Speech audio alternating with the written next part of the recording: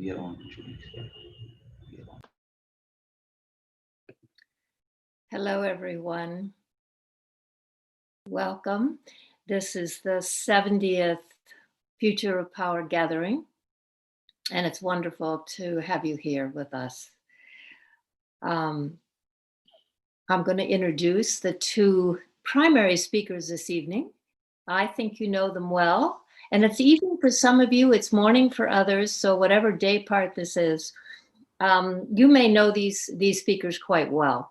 One of them is Sister Genti, and Sister Genti is the director of the Brahma Kumaris activities in the Middle East and in Europe.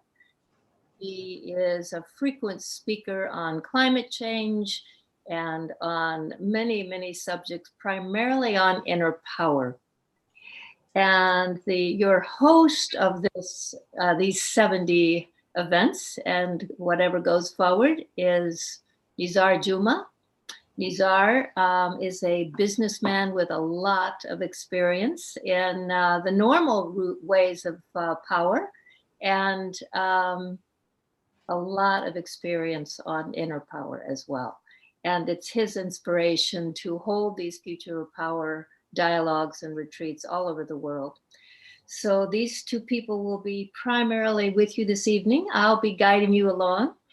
And for those of you who have been with us in the past, you know that this is about the difference between hard power and soft power, or external power and internal power, and the power of this time and the power of the future. So we're delighted to have you with us. I think if you have questions throughout, you should put them in the chat and they'll be fed to us, and we will have a time for answering those questions. So I would like to get started here with Nizar.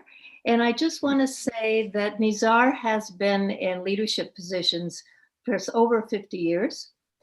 And so I want to start by just asking Nizar, how is leading in this time different from leading in the past? Thank you, Judy, and hello, everyone. It's nice to be with you again.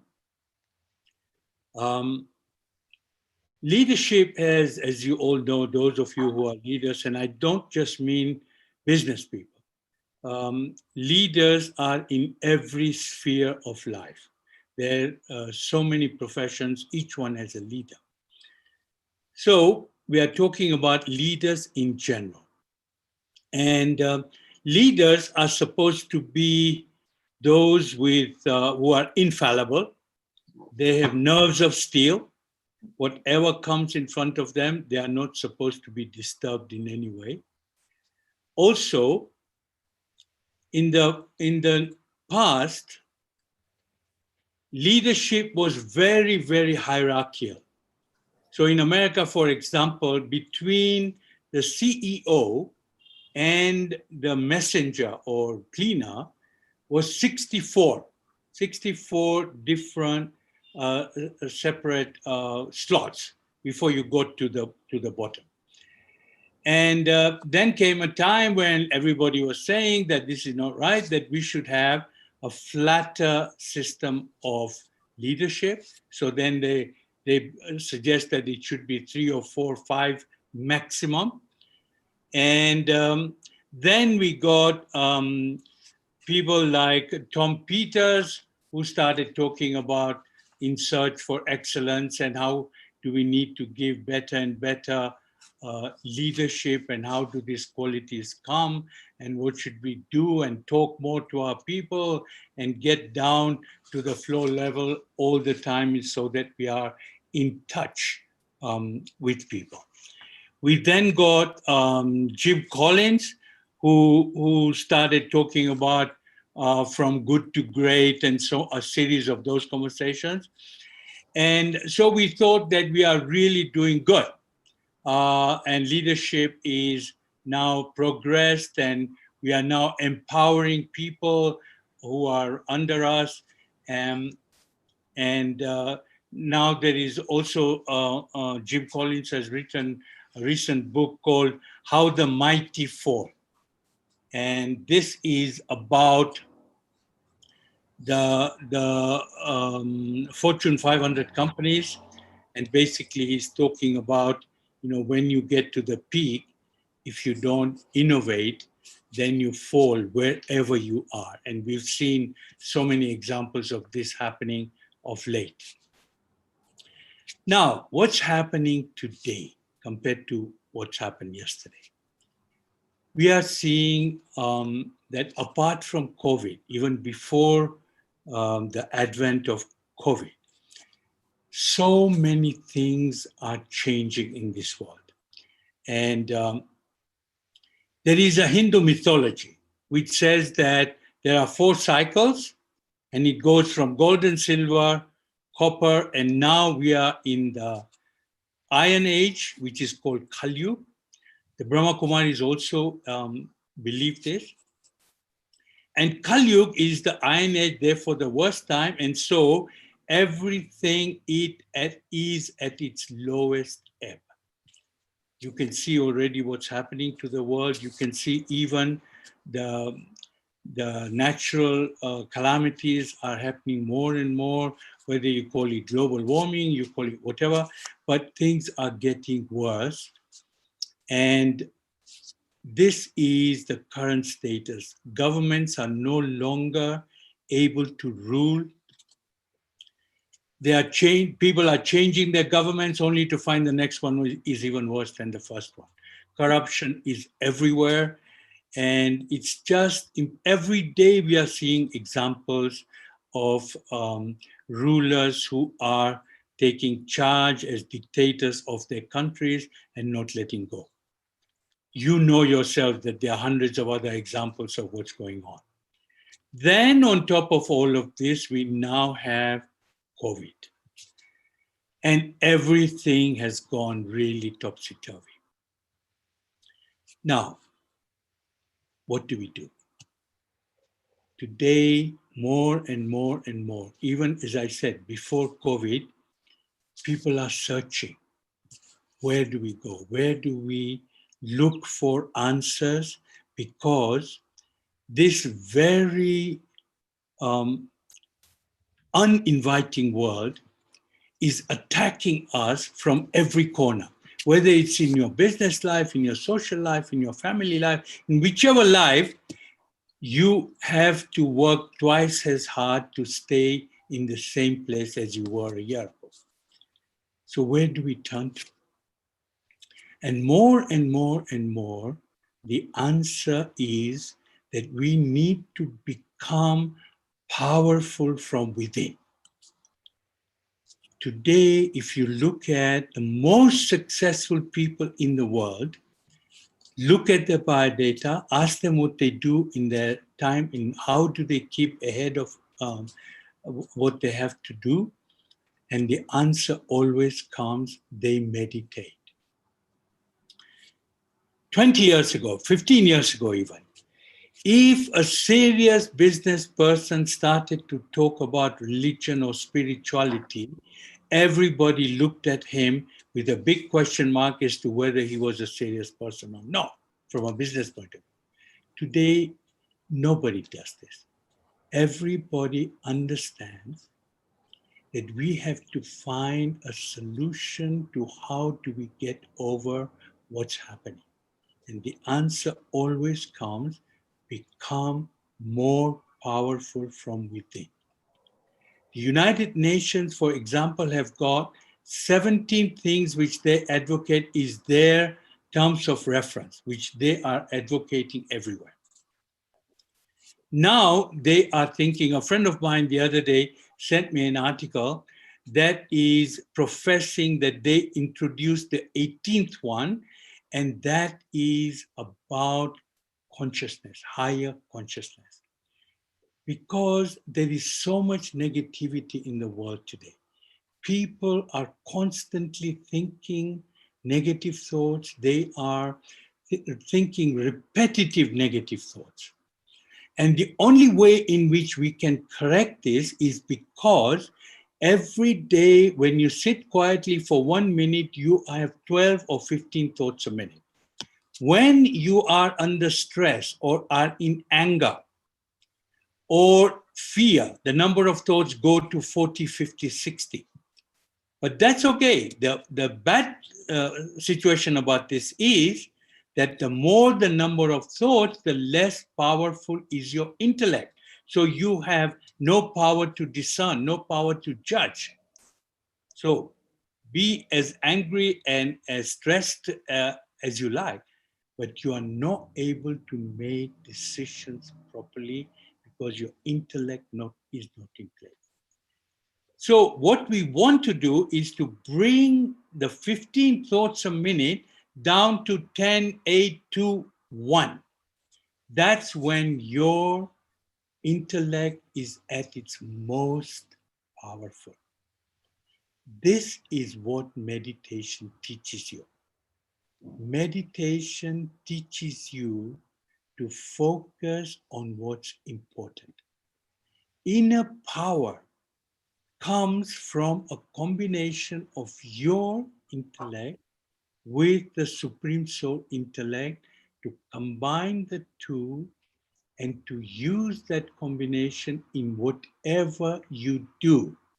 This gives you powerful. This gives you power, makes you powerful. Whoever you are, however powerful you are, you need this inner power if you want to progress and get to a state where you are able to make decisions which are with the full benefit of your intellect. And you all want to become powerful. We all want to become powerful. But power today, which is hard power, the Trump kind of power with guns and money, does not do you any good anymore. Money is useless today. What you need is how to make decisions for you and for your people and for your family, which are worthwhile, which are decisions which will last and which will take you through this time of trauma and any time of trauma. So, how long? Okay, sorry. I thought he had said my time is up. So this is what we have to do today, apart from the very senior business people who are all giving time to meditation. Now, I have a 6-year grandson who is in school in Sydney, in Australia. They teach him meditation at school. The most popular pastime in Harvard Business School today is meditation. So what we need to do is, first of all, we need to control our thinking. What are we thinking about? Is it negative? Is it neutral? Is it positive? Is it waste? And finally, is it destructive? Because 99% of the negative things that we are thinking about actually does not happen. But we have already made it happen here. And we have got depressed and we are making everybody around us depressed. So we need to think about what we are thinking. In Brahma Kumaris, they call it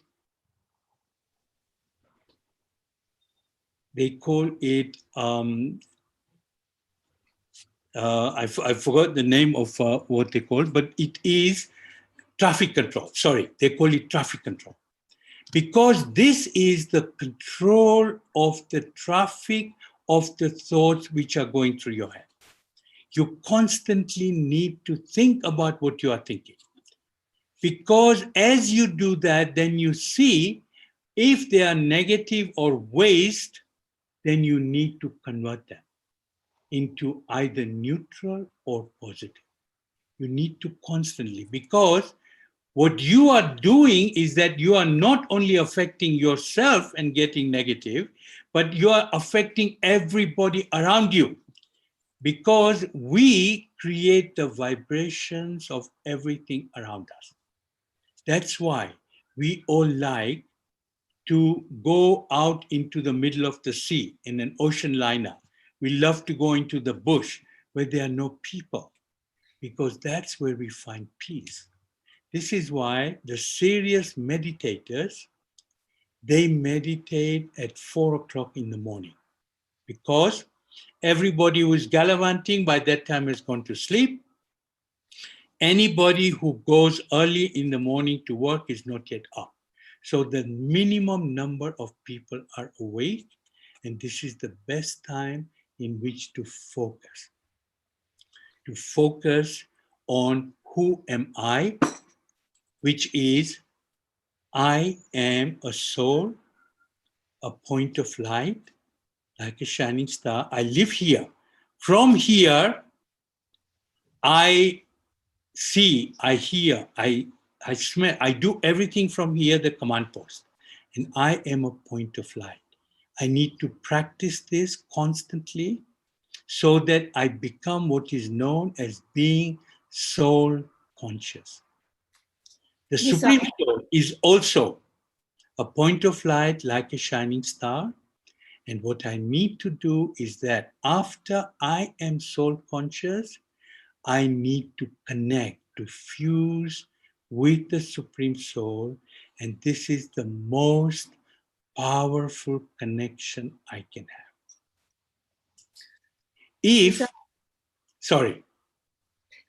Are you saying, this is interesting to me. So you're saying basically that the difference between historic traditional leadership and now is that the atmosphere has become so negative and so degraded that the ability of a leader to have a clear intellect and mind relies on this clearing process you're talking about. That's what you're saying, yeah?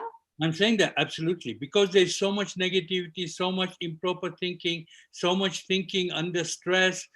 All of those things does not allow you to think in a logical way, in a powerful way. And this is the way to do this. We have found this. There are so many experiences of that, Judy, now. So it's no longer just fashionable to meditate. Right. It is become a necessity to become powerful from within. You have to adopt. Meditation is one of the tools. Mm-hmm. What you rightly said earlier on is that it's all about soft power. And soft power means that meditation is one of the soft powers that you have to adopt in order to become spiritual. Mm-hmm. And maybe you do take a minute, since we have 2 minutes before we move on, maybe you do explain that leaders are facing things they've not faced before, and that we're going to look at a clip that shows that, but that we're facing things that we've not had to encounter before. It wasn't in the job description before. Absolutely right. Judy, I think that what we are seeing now, apart from all the natural calamities, is that, there are so many terrorists doing what we never expected them to do. What this particular clip that you are talking about is about one of those happening. In a little country like Kenya, we've had 4 terrorist attacks in the last couple of years, and really, really bad ones. And apart from that, I think you in your own country know, Judy, how many schools are being attacked. You can call them terrorists or not, but they are school kids gone crazy. They get hold of a submachine gun and just go wild. Right. So, I mean, the people facing this are school teachers and bus drivers and train conductors and hotel managers. And, we're not talking about extremes. We're talking about what's happened to everyday life and what leaders have to be ready to do. And I think that's what you're calling out here, is this real shift in the times that we're in. And if leaders go on as they've always done, business as usual, they won't be equipped. That's what you're saying. I'm saying not equipped, and also they will fail. Right. Because, the old tools that we have used since year dot are no longer functioning. We will not be able to make decisions which are going to take us through all these times, which are very, very traumatic. Right. Well, Over so, to you now. I think that my time is up. Yes. so shall we go ahead and we're going to look at a video clip that helps make this point. Thank you. Mhm.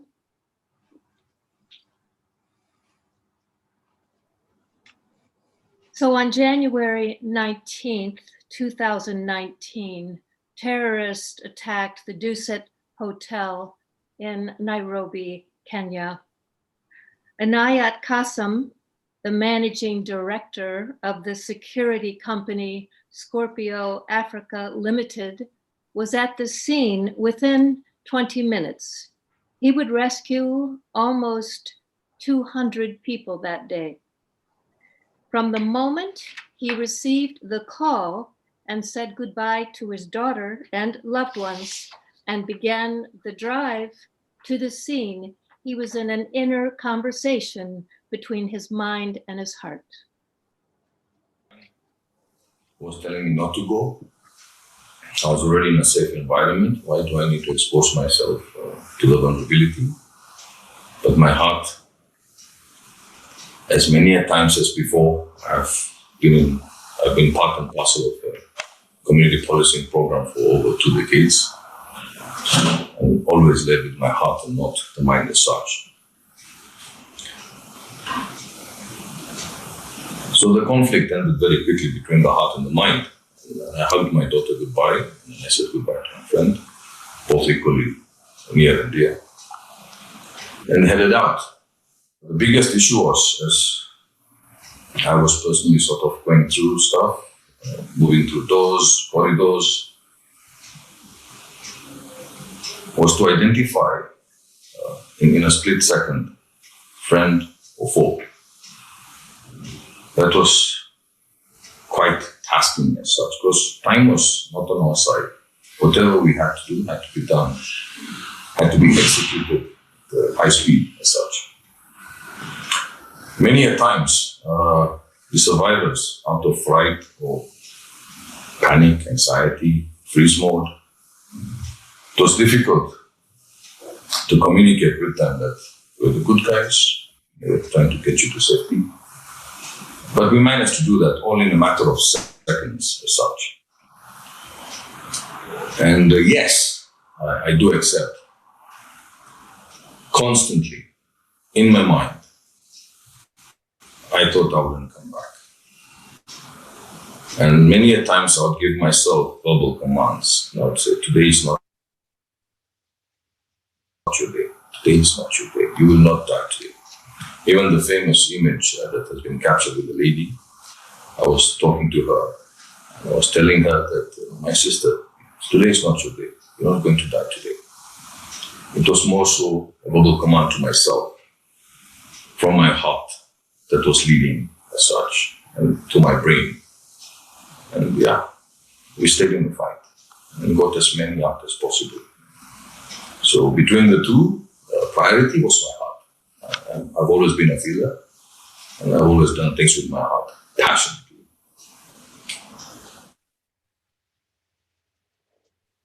Okay, that's a beautiful, powerful clip.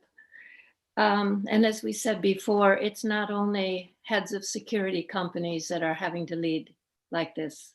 It's school teachers and train conductors and hotel managers and all kinds of people. Violence and heartbreak have become chronic in our times, raising the question about what do we do with the memories in our heads and our hearts? And as leaders, how do we help those for whom we're responsible cope with trauma? So this is an aspect of leadership that I'd like to ask Sister Genti to share with us about, because it's so important in our time. So Sister Genti. Firstly, a greeting of peace to my sisters and my brothers. Om Shanti. And thank you, Judy. Thank you, Brother Nizar. Nizar Bhai mentioned nerves of steel. Now, maybe some people are born like that. Maybe most of us are not. And if I haven't been born with nerves of steel, what do I need to do to be able to maintain my own inner stability so that I'm able to be of help to others in such situations? I think that Nizar Bhai talked about meditation in a very beautiful way. And so I know that to be able to have the ability to go inside is absolutely a priority. And what am I doing when I go inside? And immediately I'll be part of that situation of many, many thoughts coming up.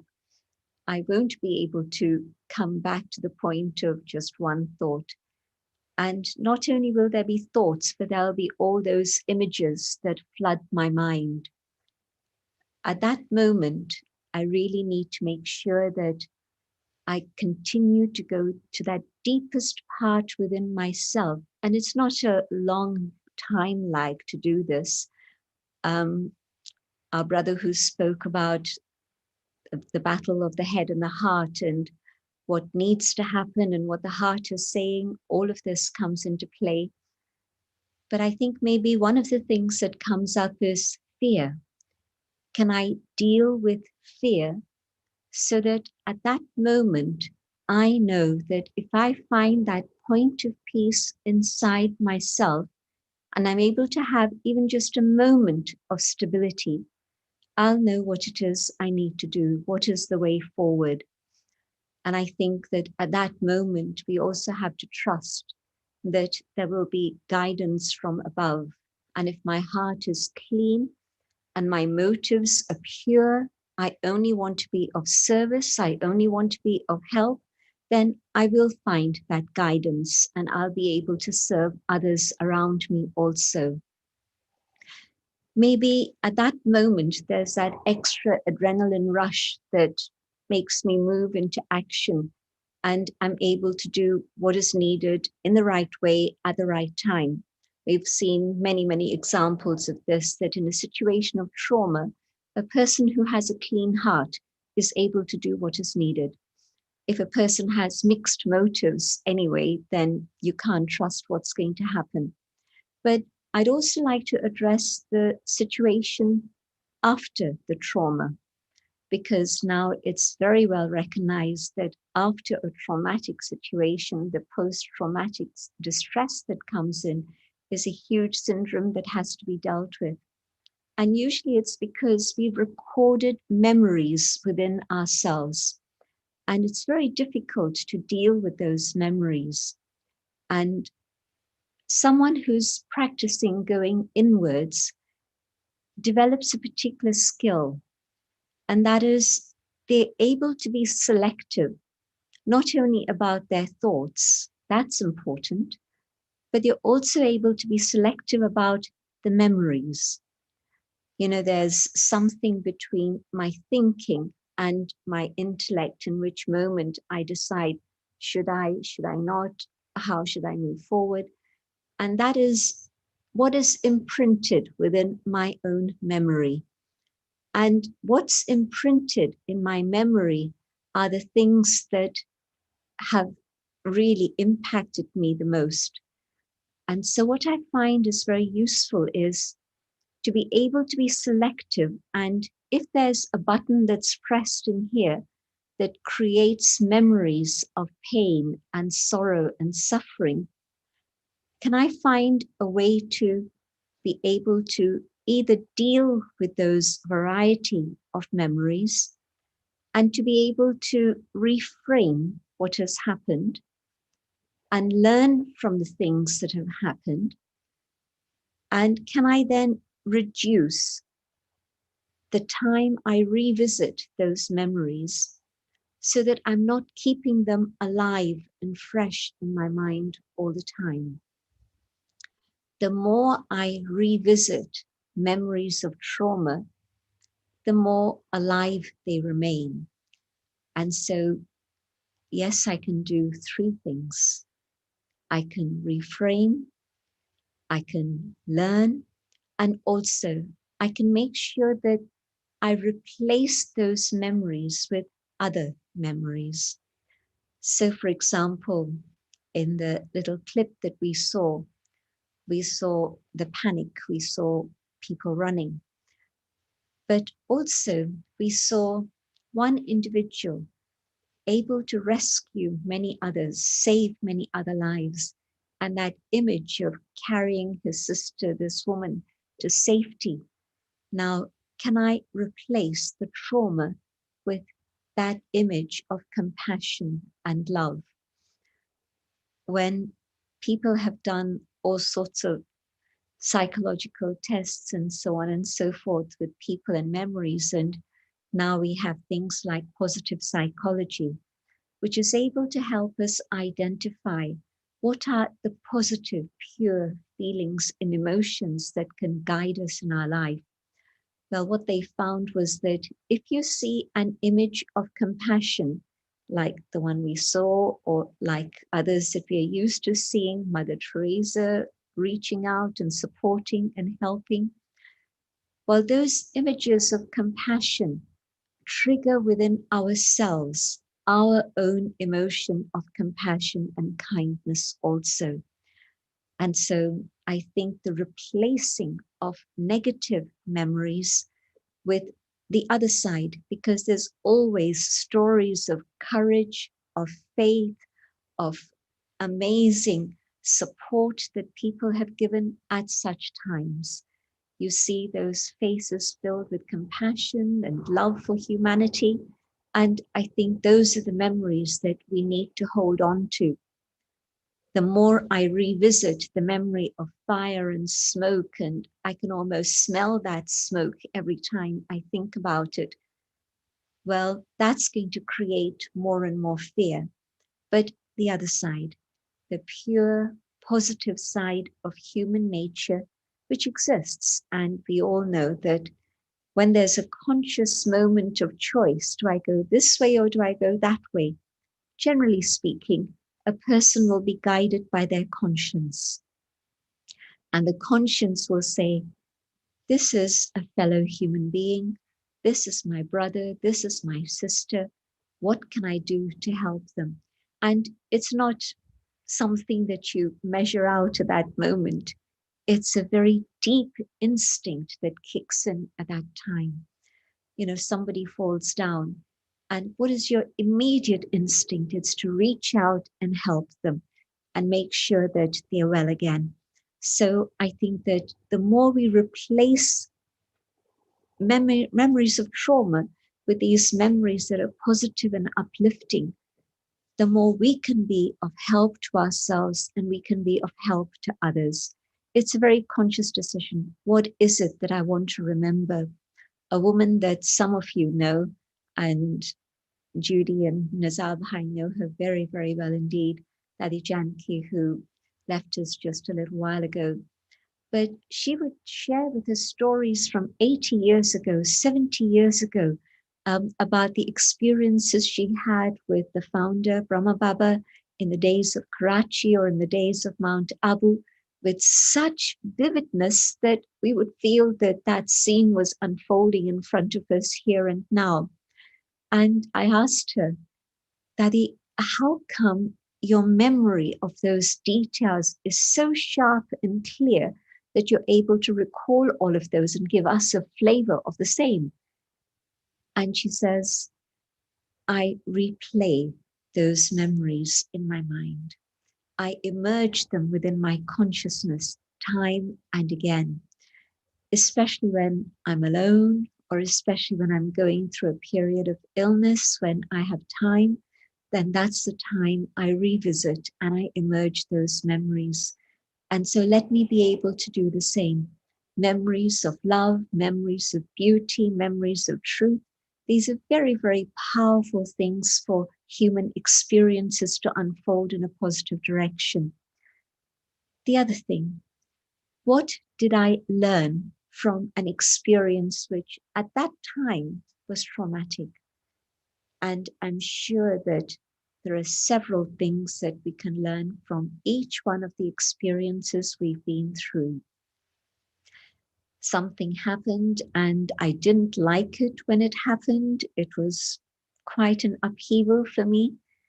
And yet, as time passed on, I could see the value, the significance of that particular situation that made me learn and adjust. And I understood how I needed to be flexible, how I needed to respond in a different way. And if it hadn't been for that particular situation, it wouldn't have been this, it wouldn't have been that, and it wouldn't have been the other. And so you're able to unravel and make meaning of that situation, maybe a few years later, maybe a few minutes later. And it's up to me to be able to shorten that time lag in which at first I was going through trauma, but then I began to put it into a different frame, a different perspective. The third thing is that very often something happens and I don't like it one little bit and I react to it. And yet afterwards, I understand that there was a reason that I did not see at that time for that particular situation to happen. I'm thinking about, say, for example, and I know it's not a dramatic situation like we've just witnessed, but a situation I witnessed in Paris a couple of years ago. In fact, it was probably 2015. I think that's the year when there was a terrorist attack in Paris. And we were at that same cathedral, which was in the neighborhood where the terrorists had been captured and they were living there. And when we'd driven into that neighborhood, we were going to the cathedral for an interfaith event. But that particular situation was telling. We moved from the fashionable, classy Paris boulevards and streets into a suburb which was very run down, and you could smell the poverty there. And you could see that now it's not an excuse for any act of terrorism, but you began to get a glimpse into the lives of people who've been driven to do something as radical as that had happened. Another very simple example. I'm on the motorway and somebody flashes past at very high speed, very unsafe, and I wonder what's going on. And later I understand that although it was unmarked, it was actually somebody who was racing to give help to those people who just ahead had had an accident.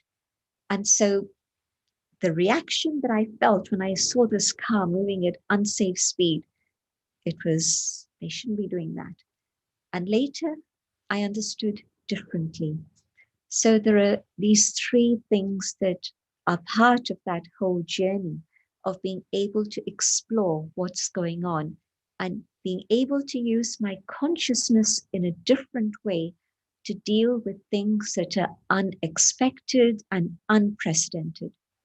We are living through such times at the present moment. And most people say that all of this is going to continue to increase. And yes, I can see that climate change is a factor that's going to cause trauma. I can see that huge amount of unemployment is going to cause problems. But what must I do?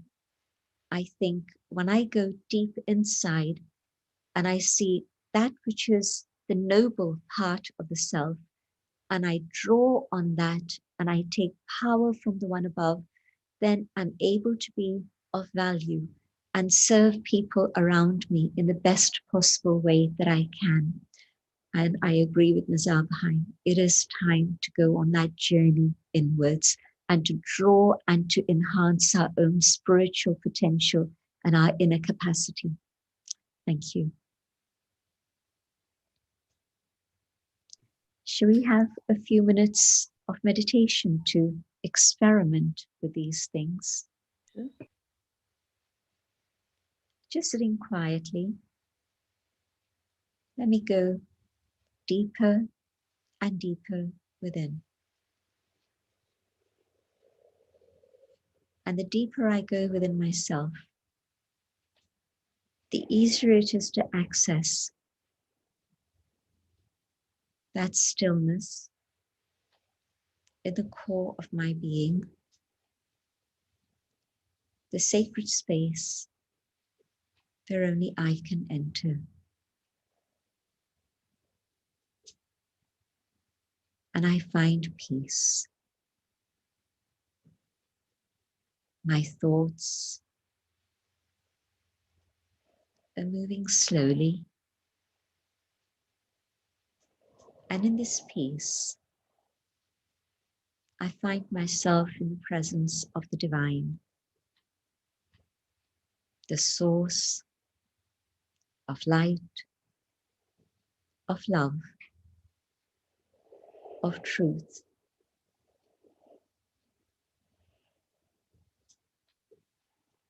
I connect with this being, the being of light. And I find a sense of comfort that I hadn't experienced before. I find safety. I find protection.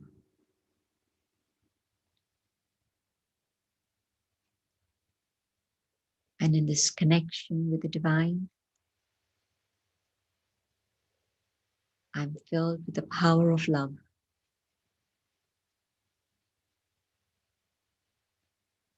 And things that were bothering me before seem to melt and float away. My heart begins to heal, and I can let go and forgive.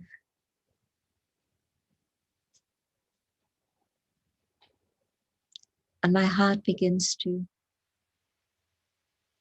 see things differently. I no longer pass judgment, but I can understand and begin to make sense of what's going on around me.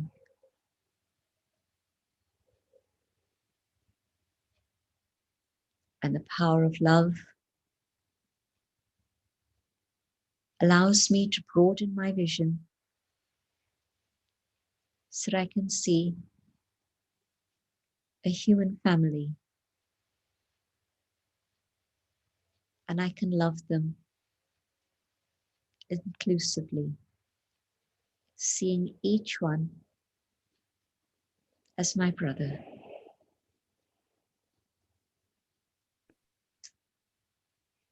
And in this connection with the divine, I'm filled with a power that sharpens my awareness, deepens my understanding, and allows me to discern more precisely. And I can also feel that now the decisions that I make will be relevant and accurate and will be filled with benevolence for all.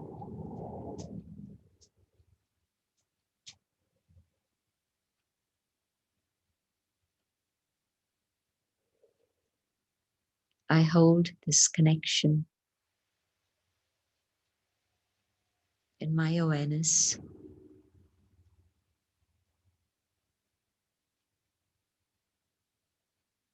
And I come back to the awareness of the physical dimension.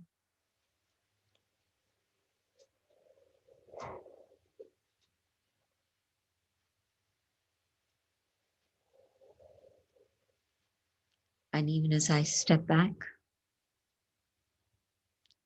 into the awareness of the here and now in the physical world, I keep with myself, the connection with myself deep inside, and the connection with the one above.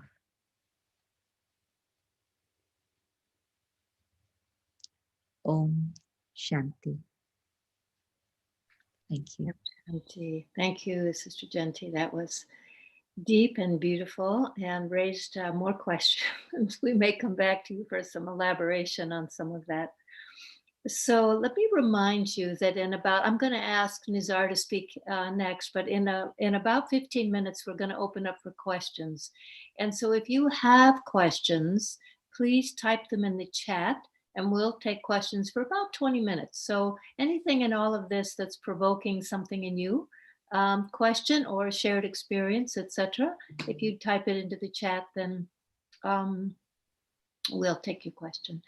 So Nizar, you a lot of your leadership experiences in the time that you described as kind of hard power and different challenges. I mean, there were of course challenges, but not quite of the same character as this. And so I'm wondering if you would give us a little bit of a story of your own life, if you would, and how did you lead? How well did that work? What caused you to shift your leadership, and what is it that is strongest now when you talk to people who are in these leadership positions? What feels most urgent to you? So about 15 minutes for this. Thank you, Judy.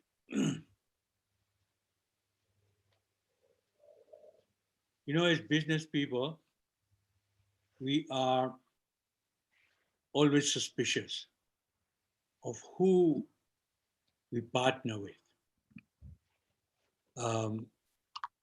They are always traumatic, you know, when we are taking over buying over other companies or merging or taking partner. And we find it very difficult to trust. So as Reagan told Khrushchev once, when they were talking about nuclear disarmaments, he says, I trust you, but I need to verify. And I think that this is what goes through every businessman's head. When I started my association with the Brahma Kumaris, I asked, most of you will know who are in business, Dun and Bradstreet, to do some research for me about the Brahma Kumaris. And that was the beginning of because my interest was great. I liked what the Brahma Kumaris were teaching, but didn't trust them. And I began with that report. And today, as you see, that the future of power that we started, and it says in partnership with the Brahma Kumaris, because we decided that they were my best partners, because I know about the world, they know about spirituality. And my life, or the success in my life, has been the result of combining my life of business and spirituality. And it has been a much bigger battle in the beginning, and then slowly it became easier and easier. But I was a totally opposite of what a spiritual life should be. That means, you know, from now I wake up at 4 a.m. to do meditation. In those days, I used to go to bed quite often at 3 or 3:30 in the morning. So totally different kind of life. And alcohol, non-vegetarian food, late nights, whatever you can think about which is not spiritual was my life. And when I started to experiment in the beginning with this, because when I heard what is known as the knowledge of the Brahma Kumaris, their teaching, I liked what they were saying, but no proof. It was just words. Sister Jayanti said some very, very good words today, but we know them as true, but you need to still experiment and make them true. You need to own what she's saying. Because until you experience what somebody else is telling you is their experience, you will not accept it. And this is what I was going through. I was going through because I was the most non-spiritual person you can imagine. And slowly, as I started to experiment and started to take bits of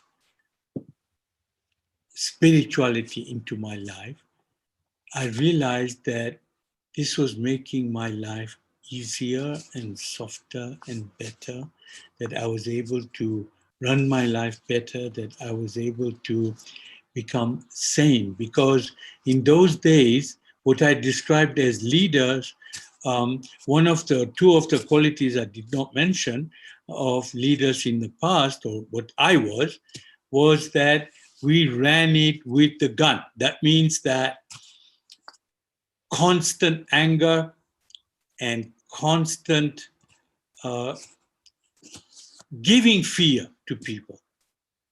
And it's also about giving stress. When people used to ask me and say that, your people are afraid of you, I used to think, that's quite right. I mean, they should be afraid. I'm the boss. I'm the owner. They should be afraid of me. But it took me a long, long time to realize that that is absolutely the wrong way to manage successfully. And also that I had a great deal of anger, and I realized that anything that you do through anger turns out to be negative. And so step by step by step, I started to change and bring that change into my life, but only after I began to experience the benefits of that change. I got ulcers when I was 35 years old because of the constant stress and the constant anger. When you are angry and yelling at people, the only one that burns is you. Everybody else has stopped listening to you a long time when you started. And when you are also under stress, not only are you not making good decisions, but you're also giving yourself ulcers. And I used to proudly say that I give stress to other people. So I think that all of these benefits, as you experience them step by step by step, you realize that these are of benefit to you.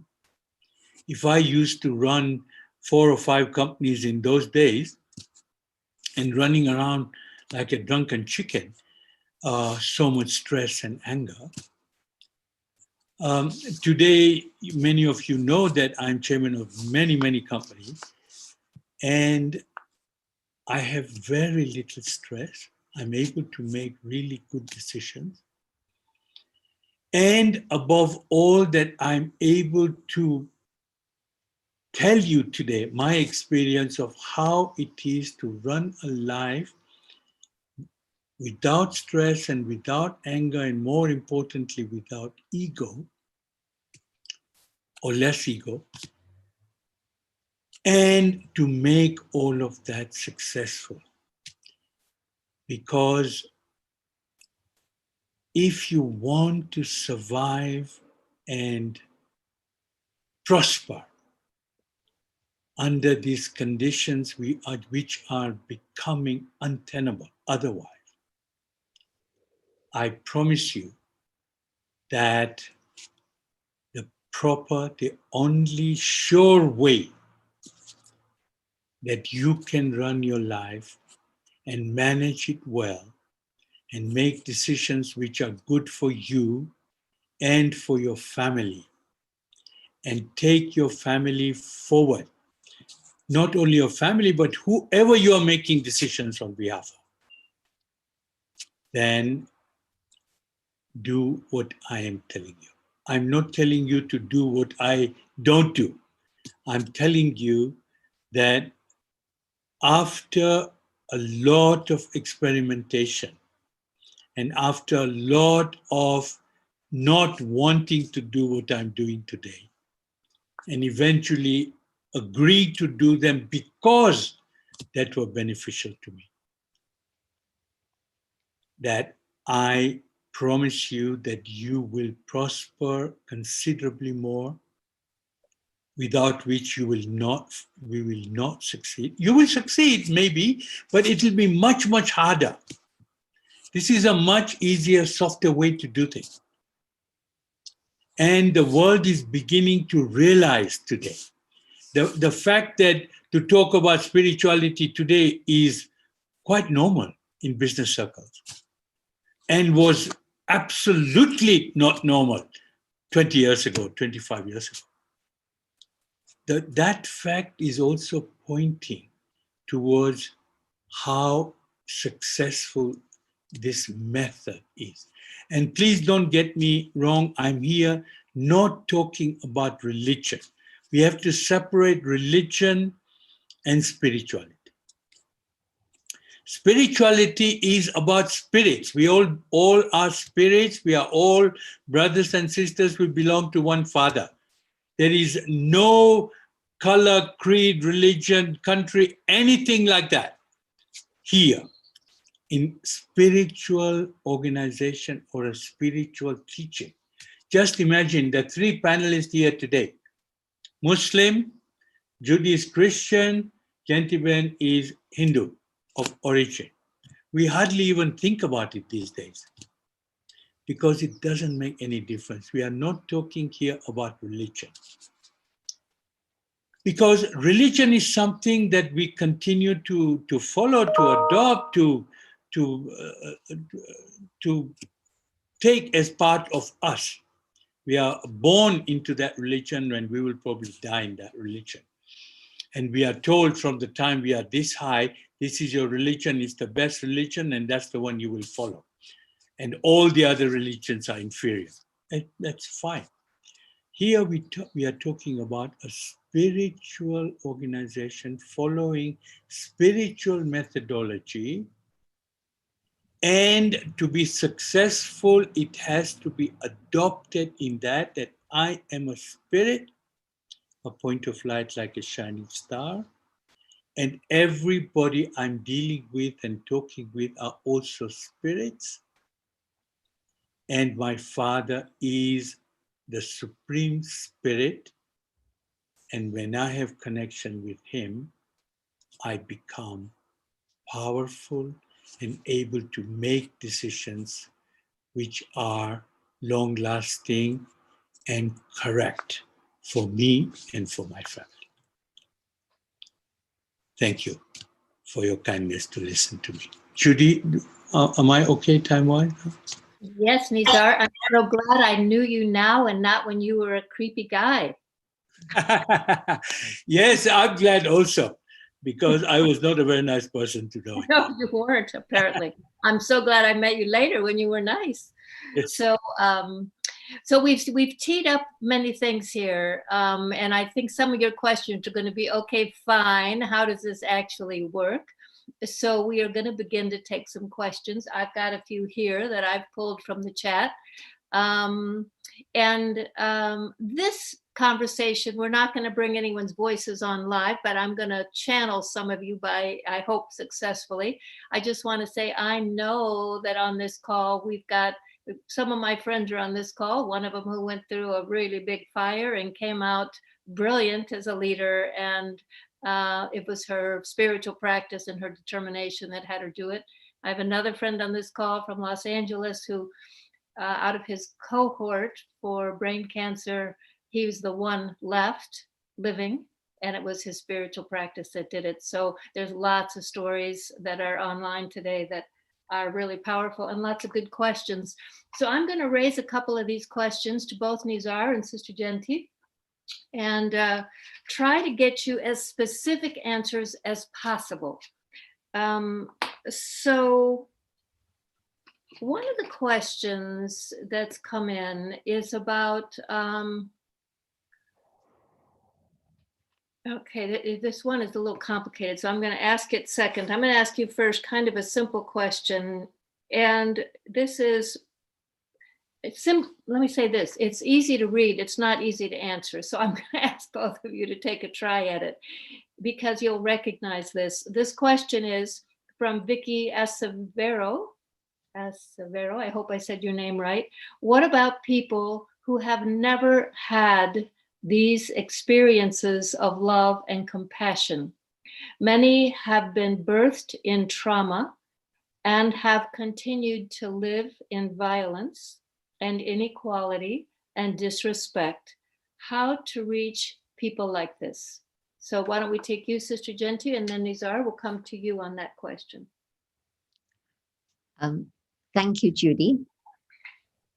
It was a question that had come up just recently within a small group of us who were discussing various things and how you try to give love to an individual who's been through trauma and they're not able to accept that love. Their rejection, they've been rejected by others. And so now their rejection of anything that's coming to them is very strong. Also, maybe they've been deceived, and so it's difficult for them to express love and receive love. But if I can be an instrument and take that love that comes from the unlimited source and fill myself with that and just continually, unconditionally be able to give them love. And I have seen 3 human beings who have been able to do this. I saw Brahma Baba continually give love. I saw Daddy Janki do the same, Daddy Prakash Mani do the same. So I know that as human beings, it is possible to do this. But you need to have that connection, and that love then flows through you. And it's like, even if there's a stone that's constantly exposed to water, the roughness of that stone is smoothed down by simply the washing of the water over it. So go to a waterfall and find a stone, and you'll find all the stones with a very, very smooth surface. The power of the water, and it's gentle water, it's not harsh, but that gentle water has smoothed away all the roughness. And so with individuals in the condition that you spoke about, it's at this moment our duty, our responsibility to be able to give unconditionally, so that we're giving that love and that respect, and hopefully at some point they'll begin to trust. Nizar Bhai spoke about being able to trust only when you've experimented with something yourself.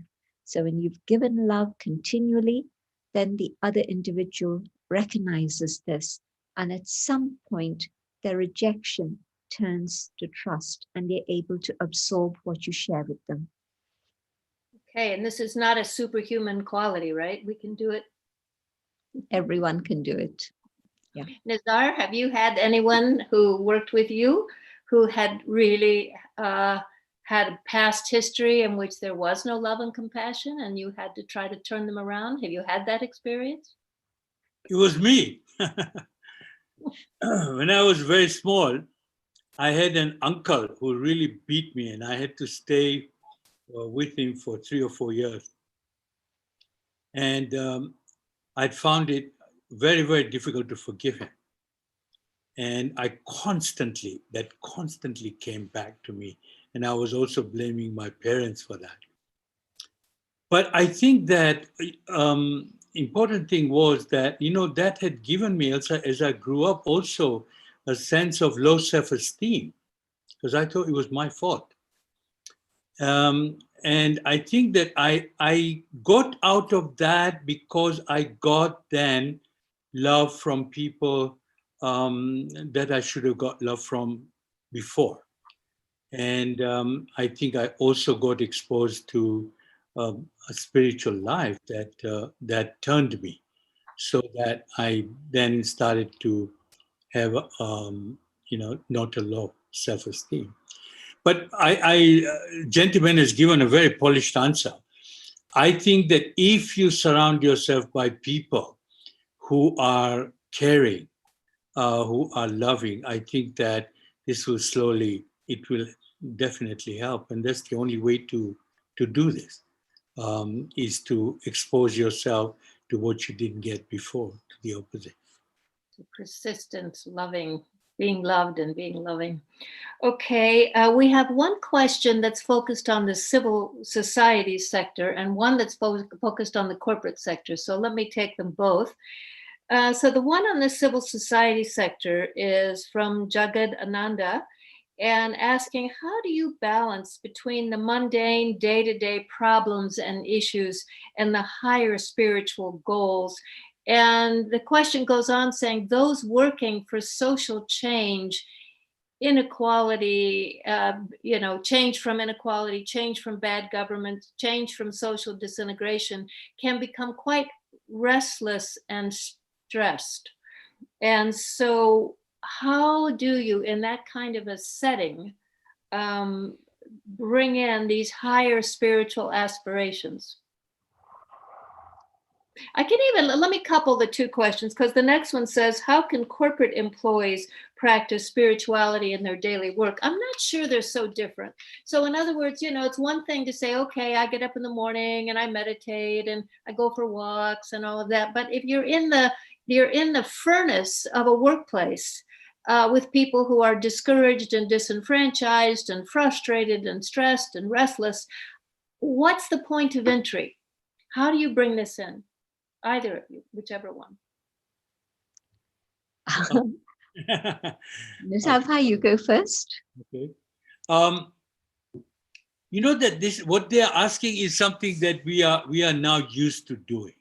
I think because it's not that here is spirituality and here is us, and somehow, we need to separate ourselves from here and go there and adopt it. I think that as you adopt a spiritual life, it's quite inclusive, so that spirituality becomes part of your life. So whether you are doing a mundane things or something that's extremely important, that becomes part of what you do and how you do. So the whole of the future of power is coming out of the need to adopt a spiritual life and to introduce people in 70 cities on how to do that. I think that what we have also done, for example, that we introduced the blue company concept that is against corruption and introduce companies, people to bring their companies into this, is that we are doing a kind of what he refers to as social work, but as part of our everyday life. We regard that as being eventually normal, but whether it comes out of mundaneness or not is not something that we think about, oh, I must do something spiritual now. It's not like that. It just becomes part of your life. That's how I have seen it happen. Agree completely with what you've shared. And just another very simple analogy. Think about a battery, your mobile phone, for example. What happens if you don't recharge it? It won't do any of the things that it's supposed to do. And you paid a lot of money for this gadget, but it's not doing anything. But that's because you forgot to recharge it. Same thing. Each day, I need to set aside a time that's sacred for myself to recharge my own inner battery in silent communication with myself and with the one above. And if I can do this, I can recharge the power that I need to be able to do all the things I need to do, whether it's in civil society or a corporate situation, but I have the inner capacity to be able to deal with whatever may come my way. And the second thing that all of us do who are on this journey is to study something of spiritual content every morning. And morning is better than night. Any time is good, but especially in the morning, because then you're setting the compass straight. You're listening or hearing or reading some material about spiritual matters, about important human values, spiritual values. And so that's resetting the compass and things will flow smoothly from then on. The other thing is a little bit more challenging. I'm trying to fight injustice. But the fact that I'm fighting injustice is two wrongs. There's an injustice, but I'm fighting. But that's also not right. And so, is it possible for me to believe that if I keep a higher consciousness, then that higher consciousness is going to be able to impact whatever it is I do and make sure that things move in the right way. And I know that for sure there's an absolute guarantee in my heart, in my mind, in my intellect, that what we need is to have a world of truth and peace and love. And that is surely, definitely going to come. And it just takes, it doesn't need all of us to change in the world. That would be difficult. But it needs a critical mass of people to change. And through their change, there will be change within the world also. So I'm seeing that we're headed to a world in which there are values, in which we are moving towards a world in which really the things that we long for will again happen. So I know that a world of justice will come, but I don't fight for it. I have to elevate my own consciousness and move towards it. That's very nice. I think you also ended up answering a question that came in saying, what are the smaller steps I can take for higher spiritual experience and connection? So you talked about making time in the morning, you talked about studying, that sort of thing are the smaller steps, right? Yes, correct. We can start there. Yeah. Okay. So Nizar, which is the power that helps you decide what you want to do in life professionally?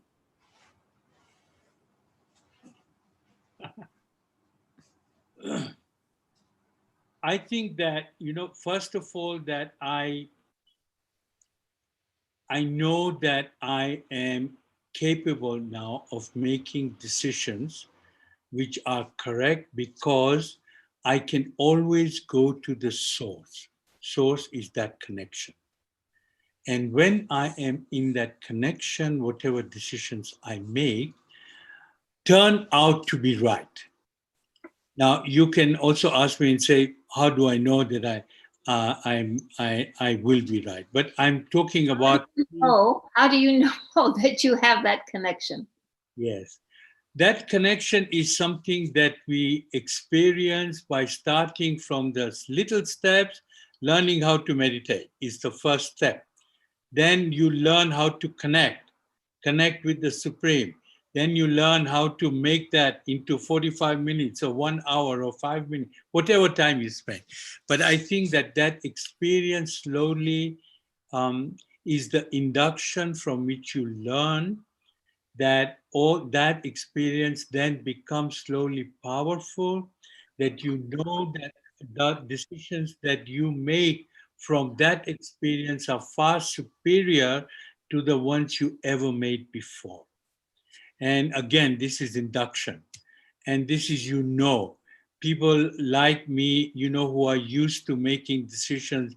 We make I don't know how many decisions in a day. We are constantly making decisions. But it's not that every day I sit and before I decide on anything, I do this. But I think that you are automatically doing that as part of your decision-making process. And so you are working always with a higher consciousness that we talked about earlier. And decisions just turn out to be right.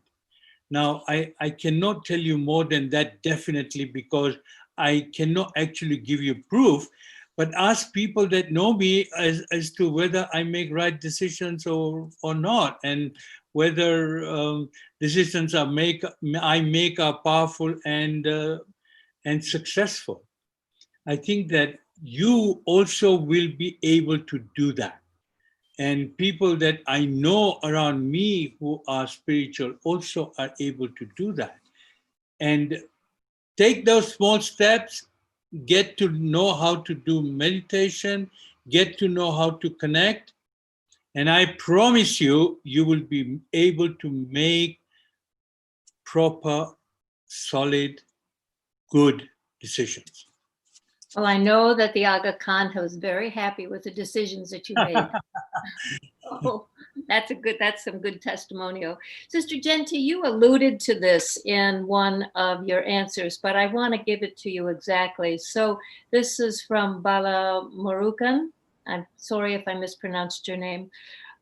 For 7 billion population of the world, and the urgency required for course correction to save humanity, a few organizations and enlightened masters don't seem to be enough.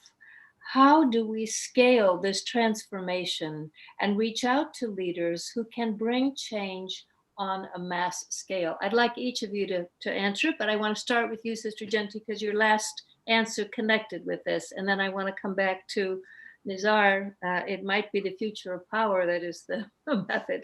Okay, Sister Genti. If you think about a tray of water and you want to freeze that water, well, what they found is that as the temperature becomes colder and colder, one little molecule here and one here and one here begins to freeze. But within a very short space of time, then it's not just one at a time, but after a certain minimal number, then the whole tray freezes. And so I'm thinking about the situation where 50 years ago, when I started to practice meditation and thought that people would be interested and nobody was interested in London. And today I'm still in London, but people are interested. People want to know. It's being recommended. People are referring people to us saying that you have to learn to meditate. This is what's going to help you. So I've seen a huge change in the climate as regards spirituality and meditation. But now I think that people are really beginning to recognize that the answers lie within. I remember being in the UN when they had the Millennium Peace Summit. And so the Millennium 2000, at the year 2000. And what they said at that time, they gave a rundown of what was happening with all the different departments of the UN: environment, labor, population, children, health, all the big issues. And all of them said, things are worse today than when we started. And the summary of all of that was, this is why we've called the spiritual and religious leaders here, because we understand that we have more resources, we have more money, we have more equipment, we have more information, we have more people. So we've got everything. But how come we're not able to tackle all these things? And it's because we don't have the will. And they were asking the spiritual leaders to reach out to their people to make sure that there was the will to bring forward a transformation in the world. So that's telling me that people are now understanding that there has to be a different approach to the problems of the world. It's not by changing the way we do things, but it's by changing the way we think. And then we're going to be able to resolve the situation. That's beautiful. Nizar, I would like you to just talk about this issue of, there's, probably a few hundred of us together on this call, on this meeting. How do we go from a few hundred to 7 billion? Can you just repeat that question for me, please, Judy? I'm sorry, I was not. Yes. Okay, I also want to tell you that someone who works for you has written and said you're the chairman of his company, and he vouches for all of the good things that you said about the way your leadership works. Thank you. I must realize.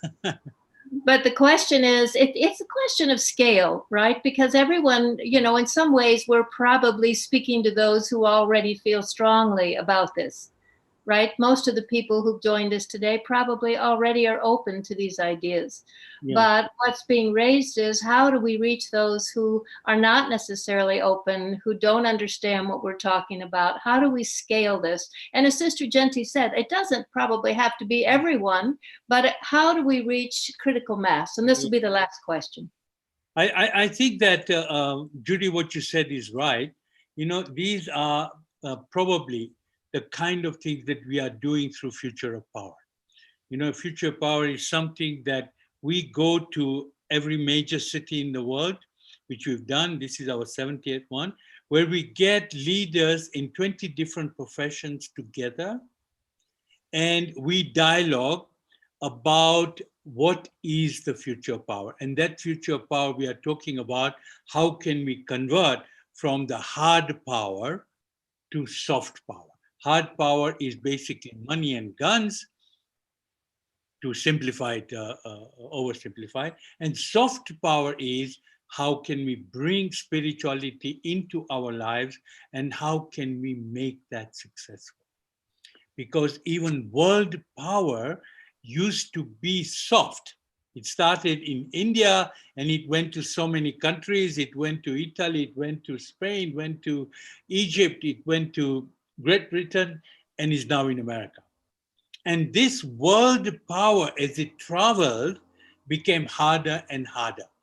And now it is with our Mr. Trump, who has made it even harder, if that's possible. But so the situation is that we want to bring soft power back, and that soft power is being brought back by people like us, that we want to talk about others and say, we have benefited from that. Soft power doesn't mean that we become subservient. That is not the reason, but that you get better results, you are more successful, you can take care of you, your companies, and your families much better through soft power. That's why you should adopt it, and not because we are asking you to become subservient and meek, and that is the way to do things. I don't think people who are spiritual are subservient by any means. I think you will find that they are powerful and they do things in a correct way, but they are by no means subservient. So that's not what we are asking you to do. I think we all, as you get more and more involved into this, nobody is asking us that we must publicize this. But it just happens. People, once they get into this spiritual concept, they are so excited by it and they get so much benefit from it that they just want to make other people do it. This is everybody here, those who are listening and those who are talking. We are all excited by the excitement that is in spiritual power. And I think that's the success story tells the success. So it's sort of a movement, you might say. I think, and it's automatic. You know, we don't go around people saying, you must publicize this. I think it just happens. People want to do it from the heart. And I think that's what happened. I told you earlier on about, for somebody is pushing United Nations to bring in that 18th addition to their positive, and that is about a higher consciousness, because they believe in that. They want it to happen, and so that's what they are doing. We are all doing that in a natural way. Beautiful. So, Sister Genti, would you take us into a meditation? Give us an experience of spiritual power, if you will. And then after that, Nizar will come back for a final word. Thank you, Judy. Just carry on sitting comfortably. You don't have to sit on the floor or stand on your head. Just carry on comfortably. But now I go on an inner journey, going deeper and deeper within myself. And I visualize a spark of light shining in the center of my forehead. This is who I am. I am a being of consciousness. I am a being of peace. I am a being of light.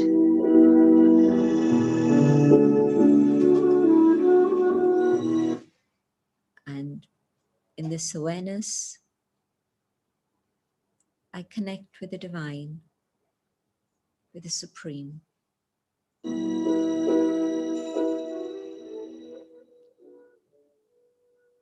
And from the divine, I receive the power of truth,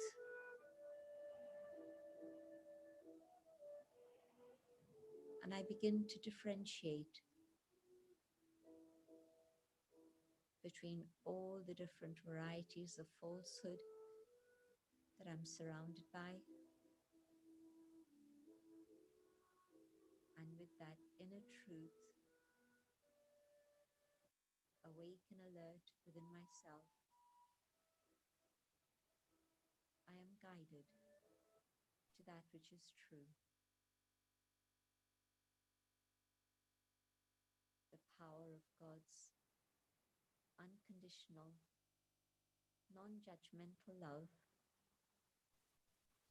awakens within the soul the highest, the purest love for all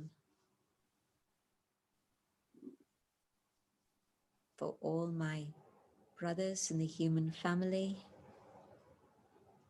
for all living creatures, all living beings,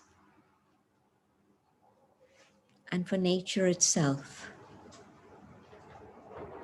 And the power of love restores balance amongst all of us. And the power of peace reaches out and touches every human soul. And they recognize that peace is their inherent state of being, a natural quality of the self. And the power of peace touches all forms of life, so they feel protected and safe. And the power of peace restores harmony to nature. With this inner power within myself emerged very clearly, I come back to the awareness of what needs to be done here and now in the physical dimension. But now, with my own inner highest potential fully emerged, ready to express this in my life.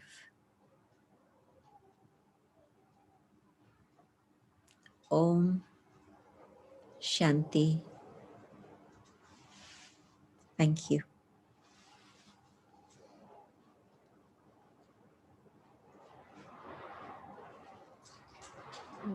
Final word from you? Thank you, Judy. Well, thank you all very much for your time and we very much hope that you are taking home with you something which is valuable. It is our intention to keep these going. As I told you, this is our 70th one. And in the presence of COVID, we will keep these webinars going. And probably we will have it once a month, and we hope to see you in the future. And the purpose, as I said, of the Future Power is that how to bring soft power back into our lives. So how to bring spirituality and make it as part of our everyday lives. So that is the purpose of this. And we all have lots and lots to learn together from this. So I want to thank you for participating in this conversation. I also want to thank our team, particularly our technical team, who spent long hours in getting everything right. So I want to say a big thank you to all of them for their time and for their expertise. And of course, our panelists today, Genti Band and Judy, both of them who are speakers in their own right, uh, very experienced, and both of them are, unlike me, they are not. I'm not a professional teacher like they are, and so I hope that it was very useful for us to learn, to have learned a great deal from both of them. Thank you all very much for your participation. Have a good remaining day or evening or whatever time it is from where you come. Thank you. And Om Shanti.